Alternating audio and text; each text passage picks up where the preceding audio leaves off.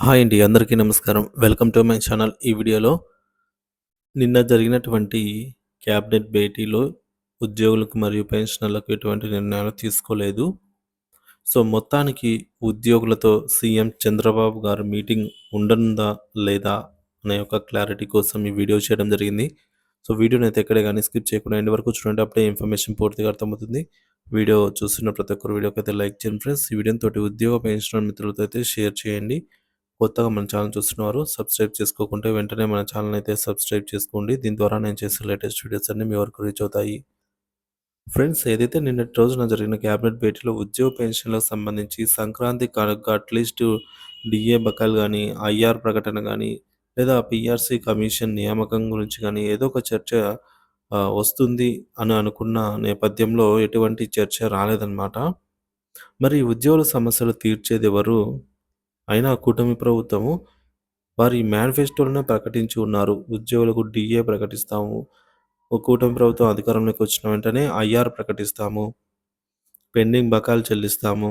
PRC commission ఇవన్నీ కూడా మనకు మేనిఫెస్టోలోనే చెప్పింది. కానీ సూపర్ సిక్స్ పథకాల అమలు మీద పెట్టినటువంటి దృష్టి ఉద్యోగులకు, వాటిని అమలు చేస్తున్న ఉద్యోగులకు అయితే ఎటువంటి నిర్ణయాలు తీసుకోవడం లేదు.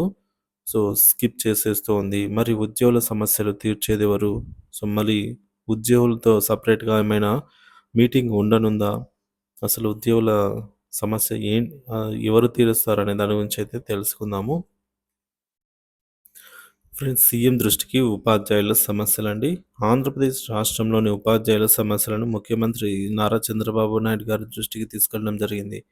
ఈ సమావేశంలో పీఆర్టీయూ ప్రజా ఉపాధ్యాయ సంఘం రాష్ట్ర అధ్యక్షుడు డి. శ్రీను గారు ముఖ్యమంత్రి చంద్రబాబు గారికి వివిధ అంశాలనైతే వివరించారు. ప్రతిపాదనలు మరియు ముఖ్యాంశాలు: రాష్ట్రంలో ఉపాధ్యాయుల సమస్యలు, ప్రభుత్వ పాఠశాలల సదుపాయాల సమస్యలు, ఉపాధ్యాయులపై పెరిగిన పనిభారం, బోధనా ప్రమాణాలు మెరుగుపరచడానికి అవసరమైన మౌలిక వసతుల కొరత, పెండింగ్ డిఏల అనుమతులు మరియు ఇతర ఆర్థిక సమస్యలు అయితే ముఖ్యంగా ఉన్నాయన్నమాట.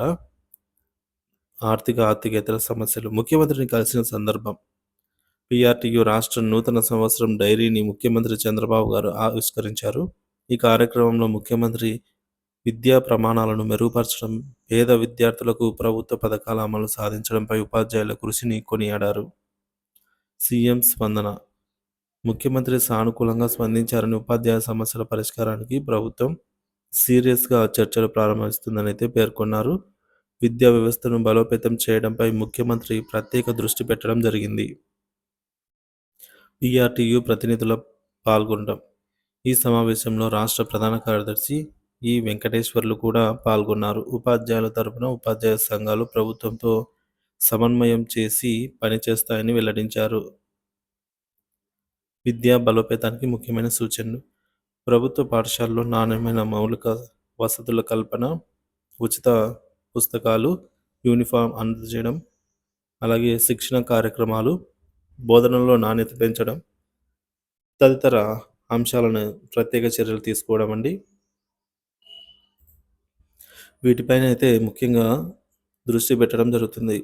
ఉపాధ్యాయుల అసౌకర్యాలపై పరిష్కారాలు: ఉపాధ్యాయుల సమస్యలను త్వరగా పరిష్కారం అవుతాయని ఆశిస్తూ ప్రభుత్వ విద్యారంగం ఉన్నత స్థాయికి తీసుకెళ్లేందుకు అన్ని చర్యలు తీసుకుంటుందని పీఆర్టీయూ ప్రతినిధులు పేర్కొన్నారు.